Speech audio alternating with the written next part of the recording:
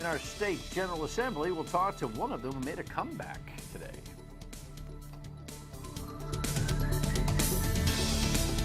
Tonight, he made a comeback in the general election. Dan Reilly, who lost his election in 2008, won his seat for the first time in 2010, lost it in 2012, and won it again in 2014. This guy's like a weeble. He wobbles, but he never falls down. And he's a young man who's got some interesting thoughts, I'm sure, on where our state is going forward in 2015. So we'll join Dan coming up momentarily. Great to have you in. Thanks for joining in to My State of Mind. I am Dan York. Let us check the rundown and see what Kev has up there and what Jess wrote up there and what I wrote.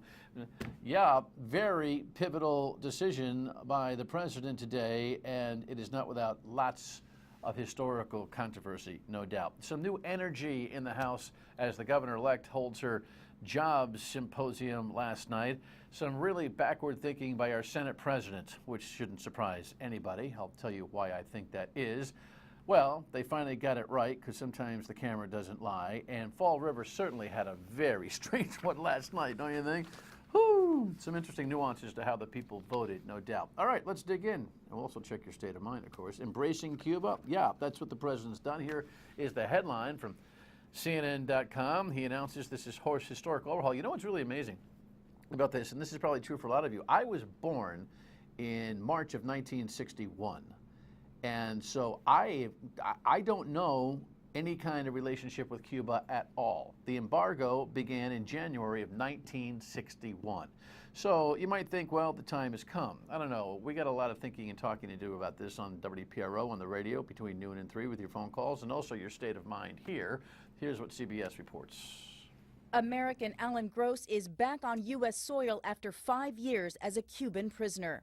The 65-year-old was released on humanitarian grounds, and the U.S. is reestablishing diplomatic relations with its Cold War enemy. Change is hard in our own lives and in the lives of nations. And change is even harder when we carry the heavy weight of history on our shoulders. But today we are making these changes because it is the right thing to do. U.S.-Cuba relations have been strained since Fidel Castro's rise to power. His brother Raul Castro took over from his ailing brother in 2010. You know, it feels kind of weird that there's a prisoner exchange in the middle of this whole thing, because we don't exchange prisoners for big picture issues ever, right? So that gives people pause. But the president wants the Secretary of State John Kerry to open up diplomatic relations. He wants to establish an embassy in Havana, say it the way you want to, tomato, tomato. And he wants to open up travel and commerce and internet and all that kind of stuff. So we'll see how that slow go goes. But here's what we're going to be doing. Quote, we're going to evaluate Cuba's state sponsorship of terrorism. It seems to me that we ought to define the new version of their state sponsorship of terrorism before we start making all of these moves. Now that we've got ISIS and Al-Qaeda in the world, they're like the varsity of terrorism now, because they're really, really bad guys. And so Cuba doesn't feel so bad to us anymore. I don't know. Senator Marco Rubio of Florida was apoplectic about this today. More on that tomorrow. Remember, he's Cuban. Wow, big stuff. All right, let's come home here and talk about the new energy, because there was some. Front page, nice front page. There's the new Secretary of Commerce nominee. He comes from Connecticut, the education commissioner there, on his way out, I guess. His name is Stephen Pryor. And there's the governor in casual fashion listening to one of the breakout sessions at her summit last night, which I attended. I wanted to see what was going on. There are about 110 thought leaders in the downtown URI Providence facility. And here's what part of what the governor-elect had to say. Now we get the chance to start to take action. And that's what this is all about. And why, you may be saying, why were you invited tonight? You were asked to be here tonight because you're the ones on the front lines of Rhode Island. Yeah, and they are, and they seem like a good crew. And I followed a breakout section on hospitality and tourism, which I found to be a pretty earnest conversation, some pretty heavy hitters in that arena. And, you know, in their own silos, they do some terrific work. And, you know, we're all proud of Newport and things that Providence has going. And, I mean, we're so deep in arts, and we're so deep in theater, and we're so deep in the food industry, and we're so deep in that kind of stuff that we need to exploit it. They feel as an organization, I should say as an industry, that they are second-class citizens here in Rhode Island, that they have the best return on investment the vetting industry in the state, yet they are not considered to be high profile, and they're asking for a director of tourism to report to this new secretary dude, just to increase their profile in state government. I thought that was kind of interesting.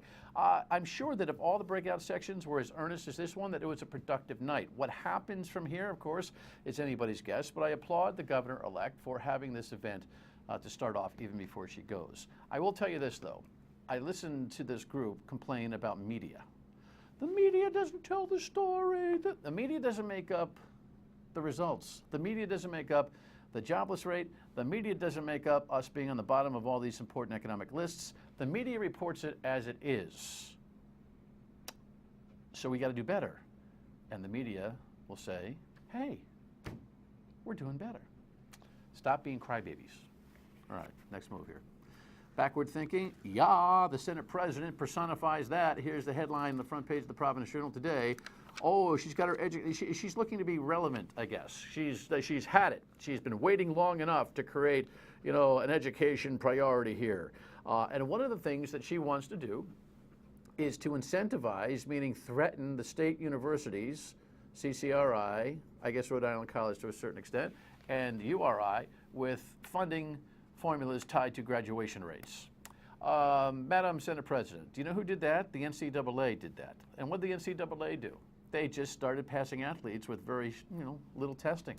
They started sending athletes diplomas without really sending them to class. That's no way to do business. What we ought to be doing is funding those schools even more, keeping tuitions at a current or lower level, and making our state institutions so doggone good because they've got the resources that kids here don't ever want to leave.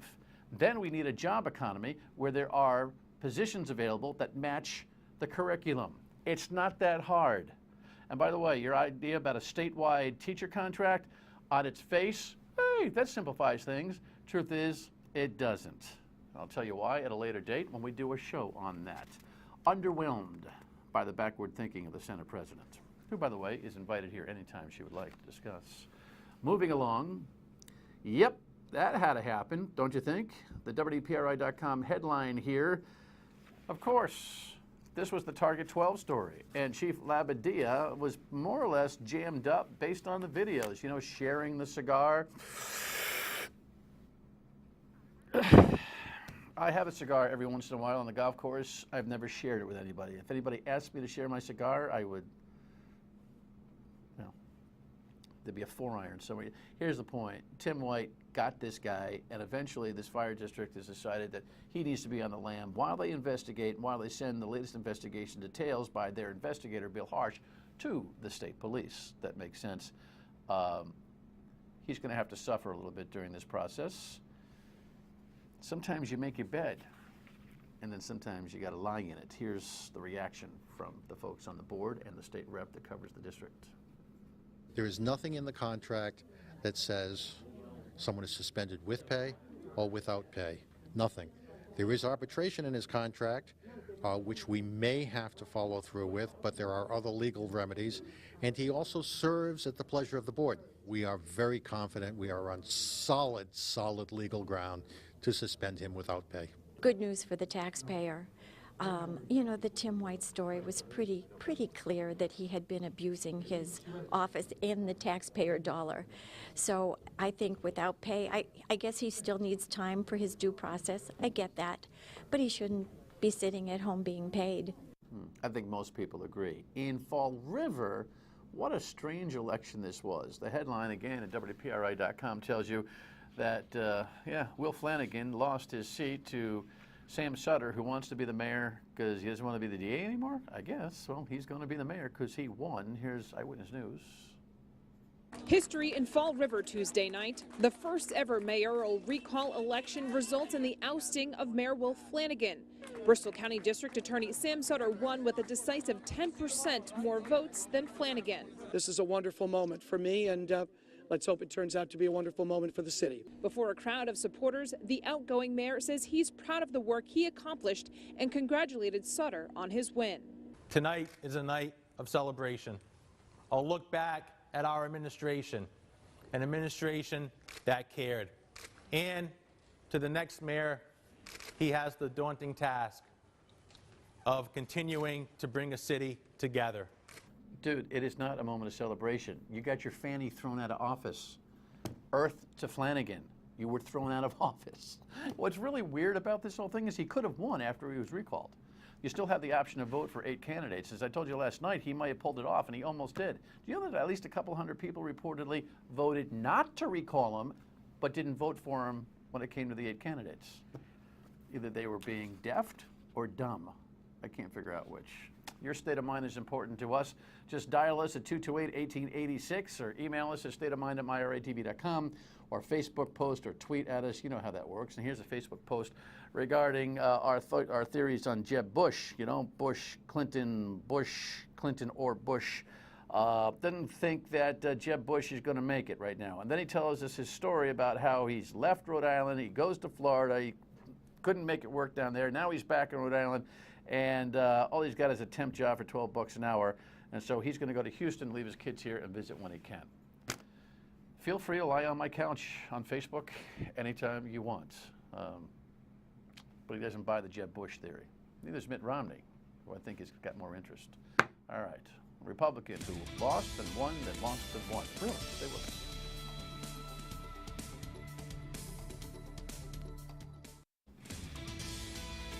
I think all of us like resiliency, and I have to tell you, I've been very tough on the state Republican Party over the last few years, but they're making a little bit of a comeback, and it's duly notable. And we've invited each of them here as over time, and here's the headline that we keep going back to. Republicans pick up seats in the Rhode Island General Assembly. They've gone from 6 to 11, which feels what, like a major surge, huh, Dan? It does, it does. Congratulations on your win. Thank you very much. This state representative, ladies and gentlemen, has been a roller coaster. How old are you now? 25. You're 25? Yeah. That's what I thought. I mean, you started this stuff when you were, what, 12? Yeah, well, when I was 19, I first ran. And You lost in 08. Yep. You won in 10. Yes. You lost in 12. Yes. To the person that you just beat, Correct. Representative Finn. Correct. In 14. Correct. Well, you guys got like a rock'em sock'em robot thing going on in your district, or what? Well, by the numbers, the 72nd, Portsmouth, of course. which is Portsmouth and Middletown, the eastern side of Quinnipiac Island, is probably the closest thing to a definition of a swing district you'd get in the state. In a presidential race, you talk about, Ohio. We're the Ohio of Rhode Island. So Right. on the numbers, it makes sense. She said that you were a bad ethics guy. She filed a complaint against you, 2 weeks in front of the election. Is this something, it looks to me like another one of those classic paperwork things, yes? No? Right. That's essentially what it is. The vast majority of it makes no sense at all. And we're working with the Ethics Commission. If there is a paperwork issue or anything else, we're going to get that resolved. All right, well, listen, I'm going to spend any time on it, but if this thing blows up, we're going to drag you back here and investigate the whole matter. Yeah. Tell me what it's like to be a guy in his mid-20s who clearly is mature beyond his years, having this legislative experience.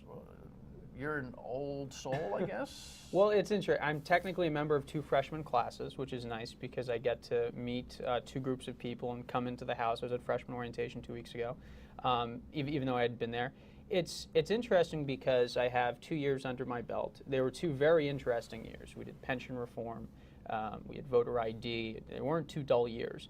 And then in the 2 years I was gone, they weren't dull years either, with a shakeup in leadership. So coming back, I left while the previous leadership team was there. I'm here under the new leadership team. You really just sense the change, the optimism in the General Assembly. Give me evidence. What's the evidence? What do you mean? New leadership, the way staff are handling things, the way they want to aggressively tackle issues. Biggest thing, the Social Security tax.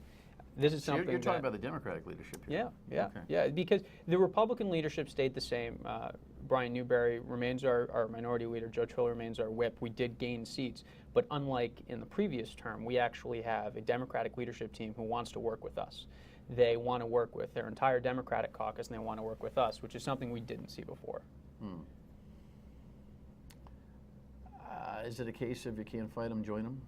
I don't think it's that because, well, certainly not from their standpoint. From ours, we've always wanted to work with them, especially with the new leadership team, with Nick Mattiello as speaker. He's someone who ideologically we're not diametrically opposed to. He's a little more conservative on economic issues, at least. And he's got kind of a progressive wing out there that he's got to manage. So he's probably trying to fold you guys under because he could probably sell you on a lot of things and make financial sense from his perspective, right? That's why this thing is kind of coming together a little bit. Sure. I think that enters into his calculus, and if that's a way to get common ground on a lot of issues, there are going to be some issues where the Democratic Party will be unified on, but now we're in a position where there is an animus between us, and maybe we're going to be able to work with them a little more on issues and this thing like the budget. What did you say, and why did the district send you back?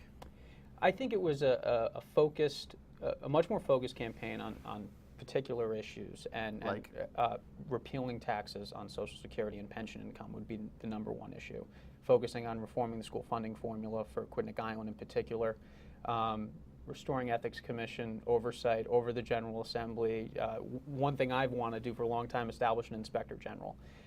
They understood those issues. They're specific platform policy ideas. It's not just, oh, we need to fix the state. Oh, we need to come together. All things that are great, but they want to hear what you want to do, because when you're knocking on doors running for office, they have you at your front door. And if you're going to tell them, oh, we need to come together, there's going to be a very awkward exchange at the door, because, all right, well, we're together. What do you want to do now? And so you're forced to actually explain to them what you want. And I'm really relieved, because the Speaker and the Republican leadership have come together and said, we do want to move on these things. We want to focus on repealing the tax on Social Security income, because people are finally realizing we can have all the economic development plans in the world, but so long as it's not cheaper to do business here than it is just across the border, none of those plans are going to work. It's all about making it easier for businesses to be here. So everything we do has to be on, if it's not taxed in Massachusetts, it shouldn't be taxed here. If we can lower a tax here, not really to the detriment of our total general revenues, but Massachusetts couldn't afford to do that, we should jump on that, because we have a much smaller base than they do, and that's really an advantage we've yet to exploit. We can lure technology companies in. We can lure high-tech manufacturing companies in. Massachusetts can't afford to cut a lot of their taxes because they have a much bigger economy than we do. We need to take advantage of that. 25, by the way. How does the whole thing meld with this new governor? You may have heard of her. Next, stay with us.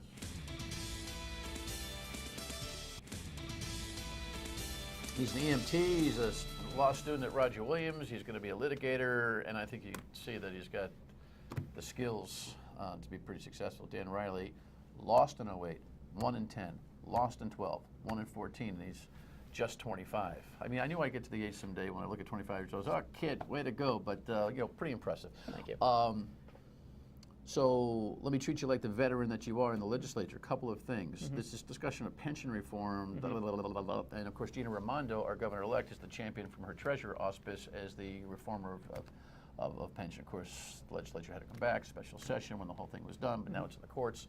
As a law student and a rep, what is your perspective as to whether you guys ought to reopen this situation, looking for a settlement rather than letting the courts figure this thing out?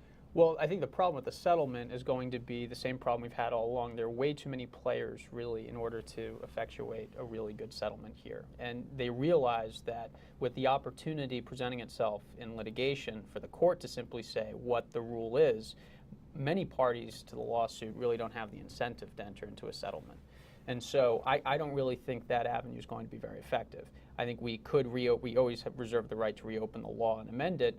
I think with the court currently deciding it, I think that the best route is to simply wait for the case to conclude, and from there we'll know what we have to do. And that doesn't preclude going back and amending the law, even if the court says we could do it in the first place. Next issue. So Roadmap RI became this big thing in the last 60 days, right? And everyone started to pay attention, and it gets passed by the State Planning Council unanimously, and then the Speaker of the House says, well, it's nice, but it's on the shelf. What's your perspective on this thing that grabbed everybody's attention? Well, it is on the shelf, but the problem is that my concern, particularly down in Aquidneck Island, and I know many of my colleagues share it, is that just because it's on the shelf doesn't mean that it doesn't carry the weight of law when it comes to federal funding, binding local communities to following certain federal rules. Because we've adopted this document, we've had our legal counsel look at it very carefully, and we've come to the opinion, at least in the minority caucus, and the Republicans have, and I have, that there's language in there. There are many benign parts of the document. I mean, that's certainly the case. But then there are parts that clearly shouldn't be there if the Planning Council is of the opinion, well, the federal government can't come in here. Well, then simply remove all of the language that concerns local communities that's going to affect them. Jobs, jobs, jobs, jobs, jobs is what Gina told us, and that's how she got elected. She had a jobs summit last night I attended. There was some earnest conversation. What do you see as the big turnaround in this economy, and what can you do from a legislative point of view? Well, I think the big turnaround, the thing that would be felt most the fastest in Rhode Island is how do you get construction employment back up? I think the vast majority of our unemployment stems from construction or construction-related industries. So how do we get businesses to come into Rhode Island that would then create that need for new building, which would also give us property taxes and sales taxes and really cascade down? And to get that, we have to stimulate demand. We have to make it cheaper for businesses to come here. We can go to Massachusetts, which isn't a cheap place to do business, and lure companies here. We can do the same for Connecticut. We're in the middle of the Northeast Corridor, the most powerful part of our economy. Why wouldn't we just put like a template of 8 things that Massachusetts does and try to do them all better, bing, bang, boom? Absolutely. Why wouldn't that be the Beat Massachusetts agenda? Absolutely, absolutely. And we can take that to any other state. But we don't have to compete with Texas. We can just compete on the Northeast Corridor and become the Hong Kong in the middle of the most expensive part of the country to do business in, but also happens to be the most economically powerful part of the country.